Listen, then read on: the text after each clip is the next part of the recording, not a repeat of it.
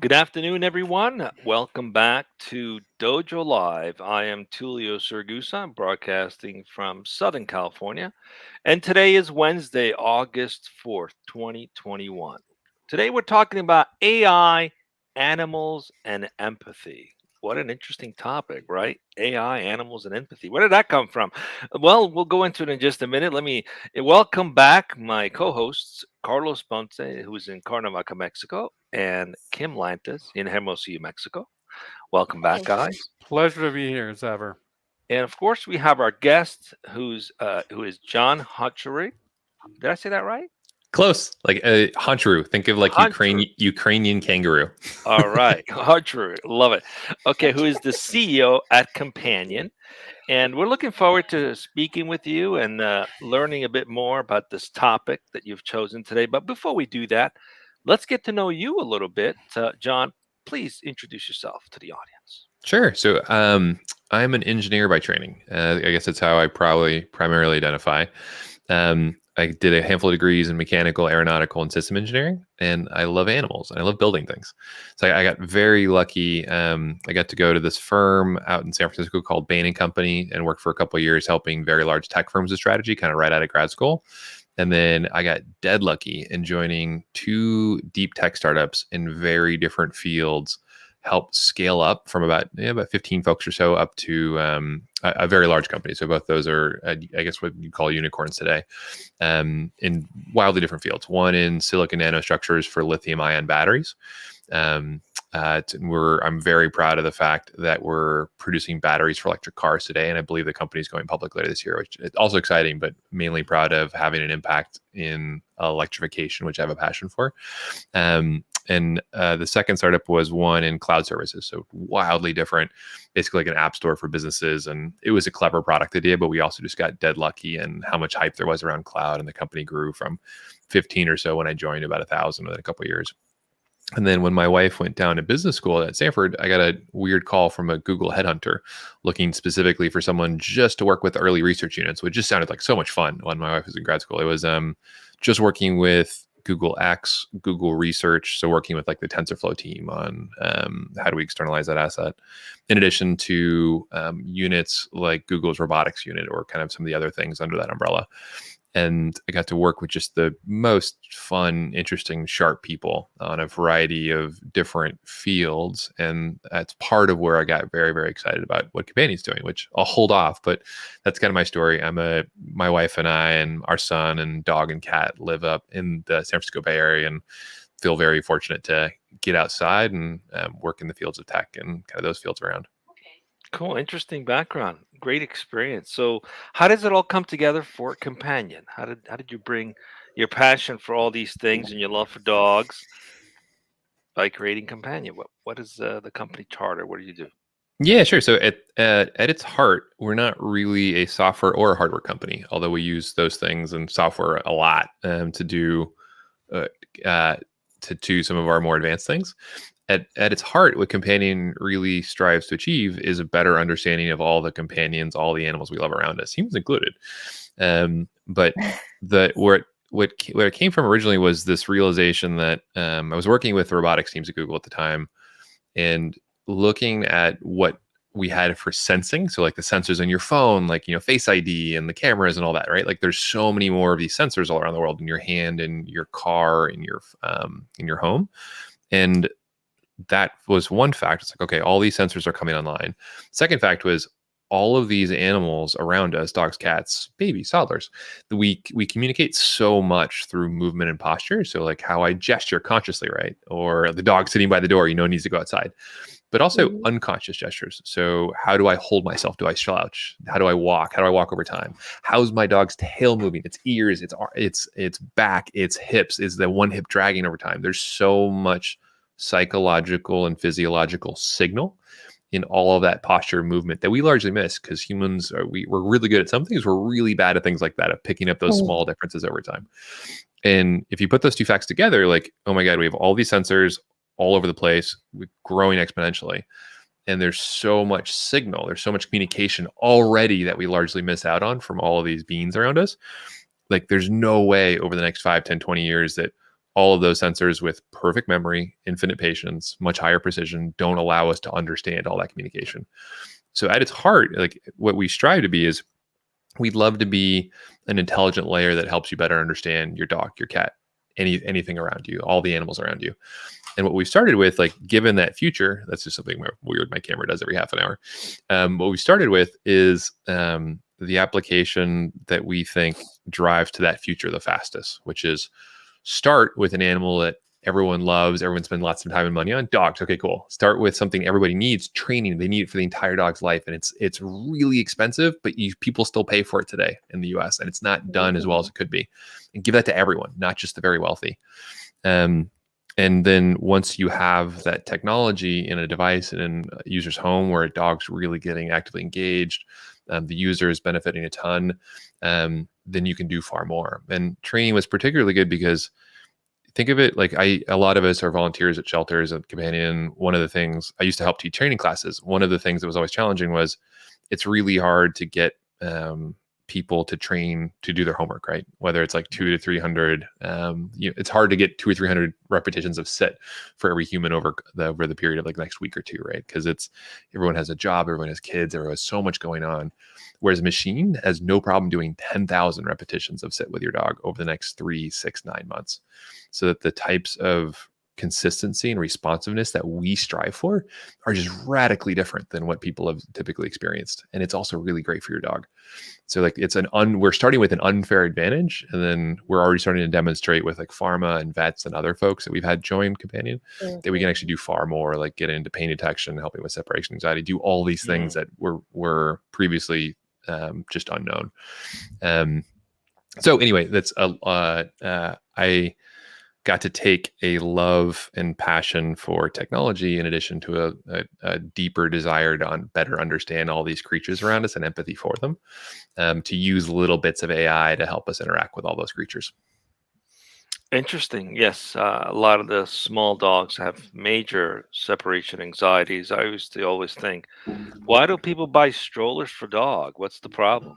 Well, some of them, you can't leave them home. And we just recently got a Maltipoo, still a puppy. She's learning how to stay alone, but it's very hard for them to stay alone, even for just an hour. So let's go right into it. Let's see what we can learn. How you guys are solving the dilemma. And Kim, can you introduce the show today? Certainly. Thank you, Tulio, Carlos, and John for being here today. The topic of today's show, as chosen by you, John, is AI, animals, and empathy. Can AI help us better understand the animals around us, and also increase our empathy in the world? So as we've already laid down, and I think pretty much everyone can relate to at least liking one animal. I think we've got a lot of animal talk coming up. So I would like to first introduce the second half of that tagline, and that is empathy. Why did you choose to incorporate empathy into this conversation? How and why is that important to you?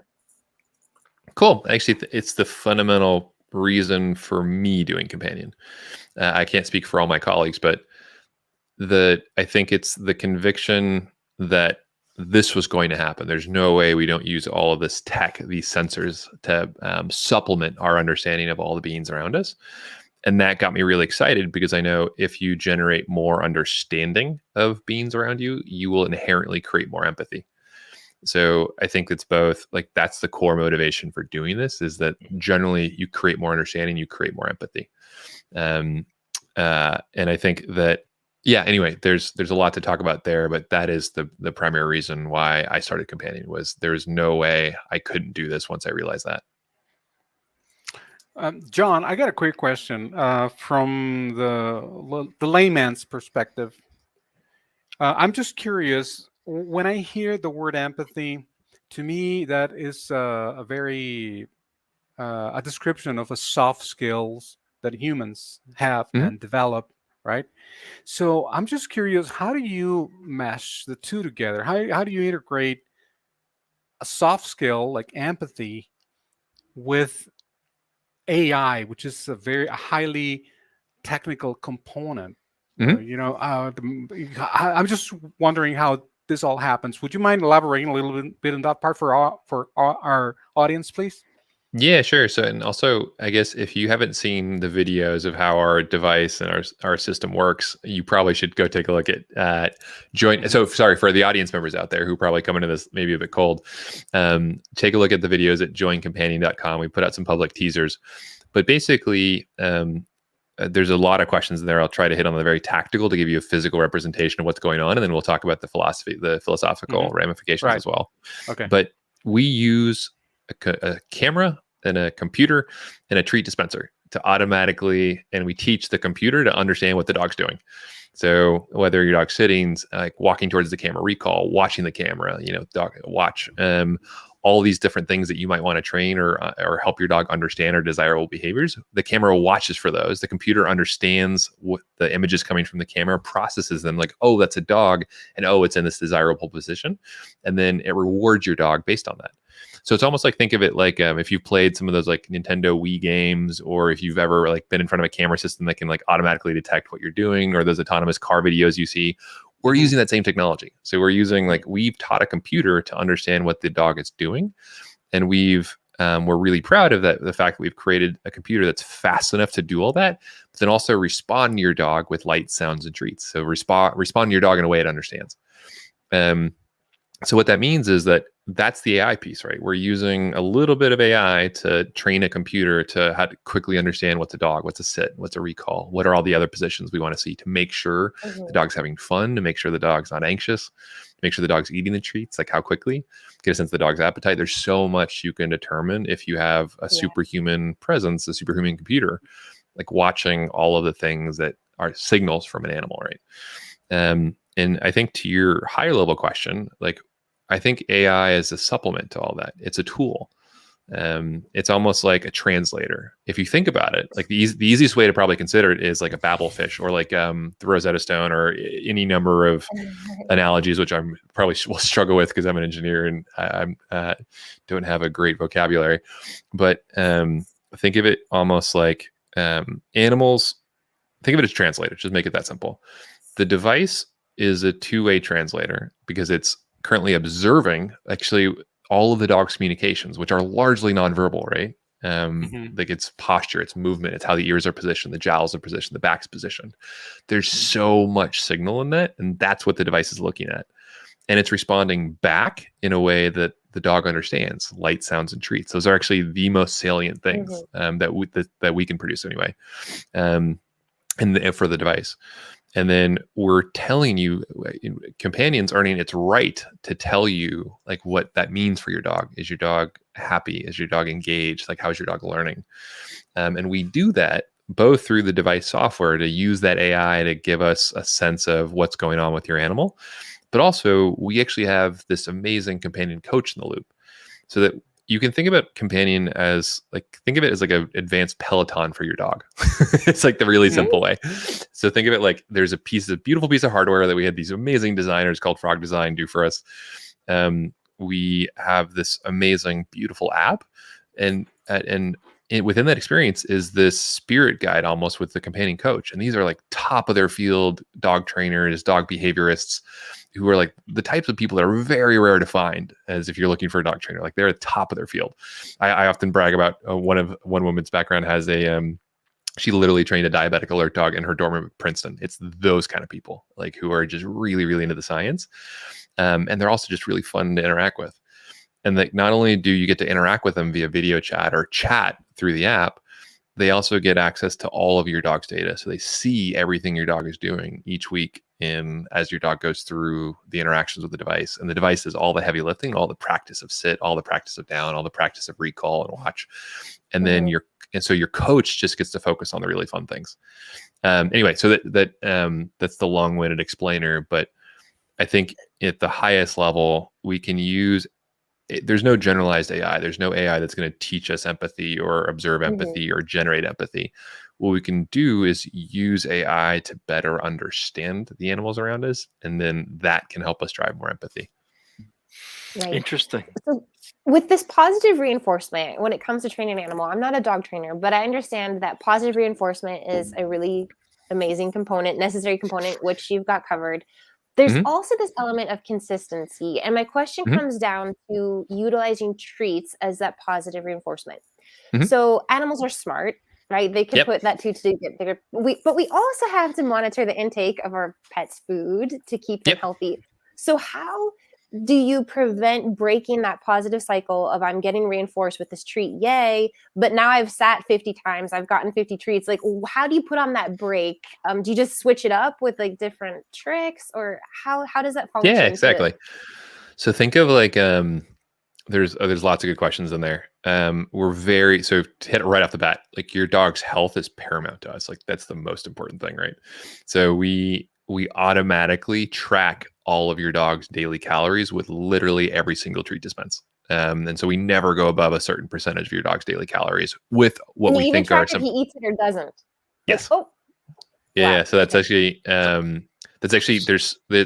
won't talk about it too much because it's not really public, but there's so much interesting signal in just like your dog's appetite, your dog, because it talks about your dog's comfort level, your dog's energy level, like how quickly does your dog approach the treat? Is it comfortable? How quickly can we see? Because we can actually see your dog like kneel down and eat it, right? There's so much signal in just those simple actions. So we know how much we dispense, we know how much your dog eats, and then we know what is healthy for your dog to take in. That's one piece. That's the health piece.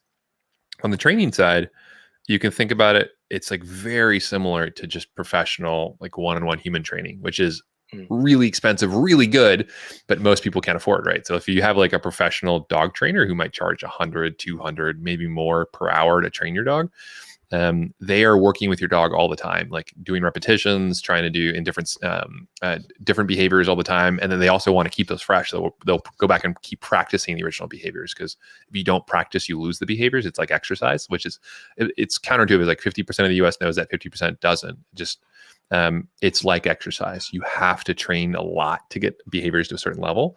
Then you have to keep training them or else they'll fade away.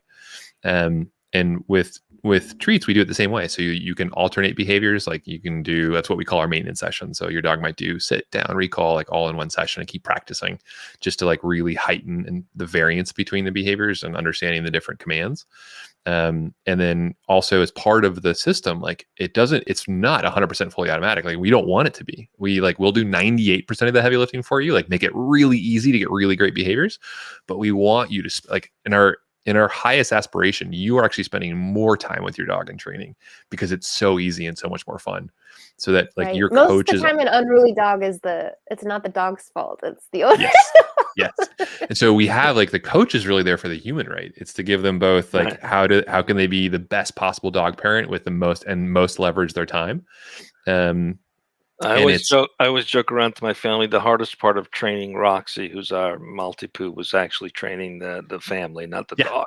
Oh yeah, like most dog trainers will tell you that. So how does this work? Okay, so you've basically got like a virtual trainer to assist you. Is it done when the dog's by themselves or the pet?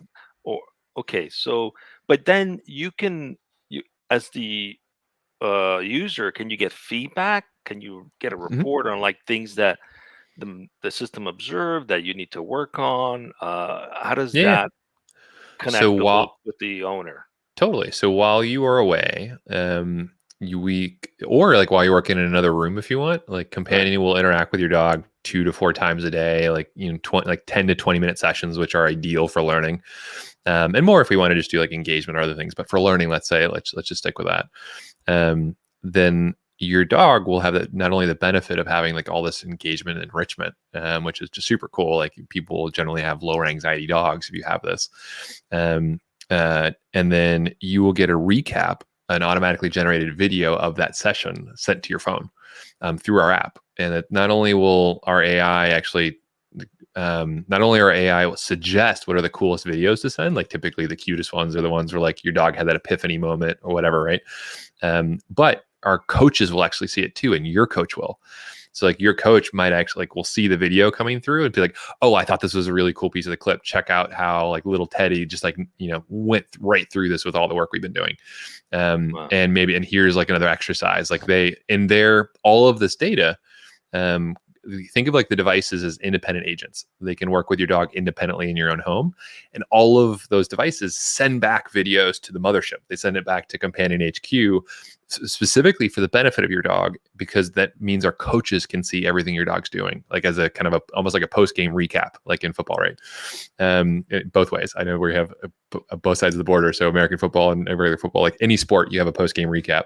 Think of like those videos and the comments, the persistent chat you might have with your coach afterwards. So you can always like look back and kind of track over time how your dog was doing. But we'll send you like bespoke updates on how your dog is doing. And like the short answer is you get really cool videos, and you actually get a human touch to tell you how your dog is doing and how you're progressing on that really leveraged path that you've been working on with your coach. Yeah. Instagrammers must love this. Yeah, exactly. We have all the curating for me. It's actually we haven't yet let folks really share them easily from the app, because we're still been in kind of stealthy private testing. We can't wait to do that, because we think we can't imagine like a more engaging app, right? Like you get 2 to 4 like really cool videos of your dog every day doing awesome things. Like people love those. So we can't wait to open the floodgates on that. That'll certainly be a great way for you guys to get more adoption, get a few influencers to do that and automatically post stuff. Everybody's going to want that. So speaking of everybody's going to want that, what's the model like? Is there purchase, or you're doing like a SaaS kind of a monthly thing? How does someone actually start with Companion? Yeah. So like right now I guess we've been shy for the last 3 or 4 years as we've been building this above one of the largest animal shelters and hospitals actually on the West Coast, the SFSPCA. We've been humbled to be there at their invitation and kind of headquartered there as we generate the models and generate the animal interaction work early on. We just announced our funding, so we've taken, I guess now actually a little bit under 10 million from who we think are some of the leading folks in the space, like the biggest pet company in the world, one of the biggest animal charities in the world, fun folks like consumer celebrities like Jimmy Kimmel and his venture group Wheelhouse, and some others, design companies, that kind of thing. And so a roundabout way of saying, like, that's when we announced those funders and investors earlier this year, and then we invited the public. We had never posted anything publicly. We've only done kind of private paid testing and that sort of thing over the last couple of years. So we just invited the public to sign up if they'd like to be on the invite list earlier this year, I think in the beginning of Q2. And so we're now starting to ship some of those units out of our manufacturer in the US. So we're slowly sending out units. Please be patient with us. We have many, many more reservations, right? It's a great problem to have, but we have many more reservations than we have units for in the near term. And because we want to scale. We're not familiar with anything else like this, and we want to scale in a way that we make sure that the experience is just as magical as the last batch of users. So we want to do that thoughtfully. And to your question on the model, it's very similar to Peloton, very similar to Tonal, kind of Whoop, like where the hardware is very accessible. Think of it like a monthly. In addition, there's a monthly component to the service as well. But what we found is that it compares extremely favorably to what people typically in our demographic typically spend on their animal every month, with dog walking, dog day boarding, like all these things that are really important for a dog's engagement, training, etc. And so we hope that it's actually something lower cost, more engaging, more fun, better results in the convenience of your own home. So we want it to be just a super compelling offer. It's going to be premium. Like that's the one thing, at least for the next year or two, we want to be super open about that. Like we've seen other companies like Tesla and Peloton and others like do that really effectively. It's typically the best path for new technologies is you have a higher end demographic or a higher income demographic pay for the first rollout, but then they really subsidize the nonprofit work we do in the shelters. In addition, they help us subsidize the development for lower cost versions of the service, which might include a lower cost piece of hardware with less design finish or maybe like a lower service tier. But our goal is to make it accessible to everyone. It's going to be for like the Peloton crowd in the near term, but we want to get it out to everyone as soon as we can. And we're starting off immediately with doing nonprofit work in shelters. That's awesome. And congratulations. It's huge and exciting. My question goes back to something you mentioned much earlier in the show. Yep. And the inability of people to really pick up on small things, especially these small things that are accumulating over time. Like you wear glasses, I wear glasses. Everybody here's wearing glasses. Like, do you remember just makes the me look moment smarter. where I don't actually need them. Yeah. For real? Okay, well, I have really. vision issues. And I remember the first time you put on glasses, you're like, holy cow, I had no idea that my vision was that bad. So going back to the health side, I think the Mhm. fun, the perk, let's get our dogs trained. But is there this application of, that right leg seems to be getting worse, or they're not responding to the audio cues anymore, or these things that might kind of build up? So health applications for your pet, and then would there be a future application even in hospitals, physical therapy for people? Like, how big do you see this technology getting? Oh, I think it's, I mean, we spend hundreds of billions of dollars on animals around the world. So just in terms of total market opportunity, we probably spend $1 trillion around the world on animals generally. And that's companion animals is 200 billion, livestock's 200, 300 billion around the world. And then all of the money we spend on like deer fences, on like those barb things for pigeons, on like all of these like weird indirect ways that we actually interact with animals, like not very intelligently today. So like generally the opportunity to more thoughtfully interact with animals around the world is massive. The there's so much to do there in terms of I'll talk to the highest level on what we're doing on the health side. We've only really announced it at a couple of vet conferences, which we were humbled enough to be recognized for over these last number of months. Which we were, everyone looks at the public website. It's like, oh, it's a dog training company. Like, that's really awesome. Like, that's cool. I don't want to distract from that, but like, we're already doing some things we thought we wouldn't be doing for a couple more years, which is like, we've already been able to identify like when dogs are in pain and the owner didn't know. If you think about it, like, when we're training, it's almost think of it like, your car lights come on when you turn the ignition key, like they all come on. And it's to help you understand that, oh, they're still working. Like, I know when I need that check engine light, it'll come on because I can see that it came on for that first 2 seconds. Think of it almost like we're doing it with your dog's body and mind every day. The companion is exercising all of those things, right? We're teaching you you're teaching your dog all of these motions, these postures, in the convenience of your own home, so that every day your dog is performing all of those motions and more, right? And so when our computer can instantly see when your dog might be more hesitant to do one of those motions, like maybe it's going from a sit to a down. And we've been able to see immediately, like, oh man, there's something going on with that dog's front shoulders and the owner doesn't know. Why don't we like export that video for the user, send it to them, like give them a recommendation to go talk to their vet about it and show them that video. And then check engine. Exactly. Yeah. So it's like, Yeah. it's this. And so that's valuable for any dog owner, but especially for those who have a dog near end of life, or whose dog has just come out of surgery, or just a variety of, it's generally really helpful to train. It lowers anxiety. It's generally really helpful to keep your dog active and engaged, both mentally and physically. Like that prolongs life and leads to a great life. But then like beyond that, which we can do with companion, there's also all of these weird implications that become not obvious, but become more intuitive once you realize that this device can have an automatic long-term conversation with your dog that your dog enjoys. And so, and once you see that, you can look for differences over time and what's going on. So like our intention, training is like the easiest way to talk about what we're doing with your dog at first, but the other way to put it is we're teaching your dog to communicate with this device. And then once you can do that, there's so many other things that you can help owners with. And like we were humbled to have the founder and CEO of Fear Free, which is one of the largest veterinary movements, kind of like in the U.S. Like he joined our board recently, as long as like Ken Ramirez, who runs the Karen Pryor Clicker Academy, arguably kind of the leading training school. And what Marty, the Fear Free founder, was excited about was just two very simple things. Like one, like, man, we get to see how dogs are doing in their own home, which is their comfortable environment, because they're never comfortable when they go to a vet hospital or the vet, right? Just totally different. Like that in itself is transformative, let alone being able to do things like introduce your dogs to noises over time to help it become more comfortable. Sorry, I could go on and on, but I'll stop there. Yeah, no, amazing. We're up on time, but go ahead, John. I was just going to say, John, we need to wrap up. Unfortunately, where time flies when we're having fun all the time. But there's one more thing that I wanted to ask you, and this is for those viewers out there who might be watching, who might be even wanting to come work for you at some point. What would you tell these people? What is the company culture like? What is important for you when it comes to building a great atmosphere, a great company, and building a great team?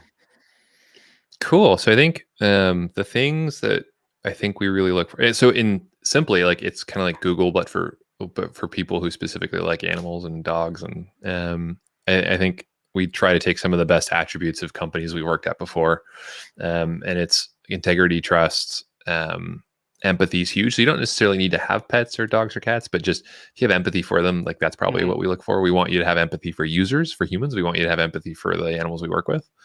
And I think the biggest thing is we want someone who wants to laugh each day. We want someone to say they're wrong each day, like people who are confident enough to know when they're wrong and to learn from it. Like that's great.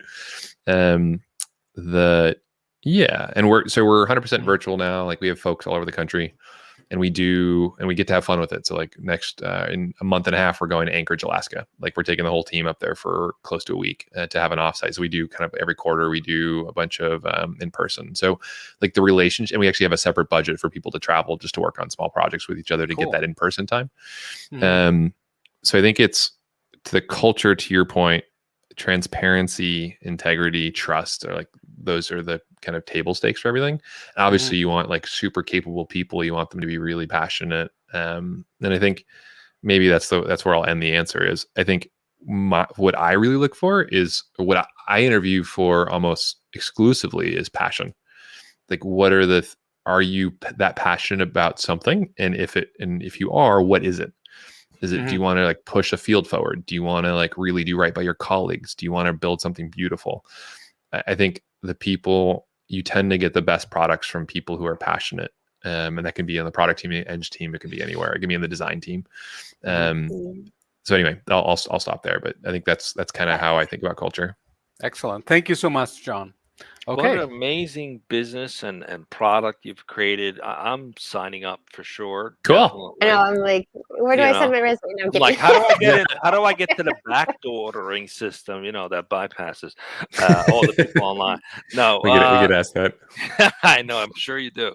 Everybody wants to be treated like they're special. But anyway, it's been great to have you. Special. Yes, more special than the other guy or gal. So anyway, it's been great to have you as our guest. We'll have to stay in touch with you to see how this progresses along. What an amazing story and a product and service coming together, disrupting, and there's such a need for it. So stay with us as we go off there in just a few minutes. Carlos, we got one more show tomorrow. What do we got coming up? Yeah, Tulio, thank you. Tomorrow we're going to be speaking with Aaron Guyette, the CEO at Pedestal, and we're going to be answering the question, how can software engineers, startup founders, and virtually everyone empower themselves to overcome failure? And that the topic is going to be why you will fail and what you can do to stop it. That's the topic for today's conversation right here on Dojo Live at 12 p.m. Pacific. So join us and be safe, everyone. See you then. See you then. Bye-bye.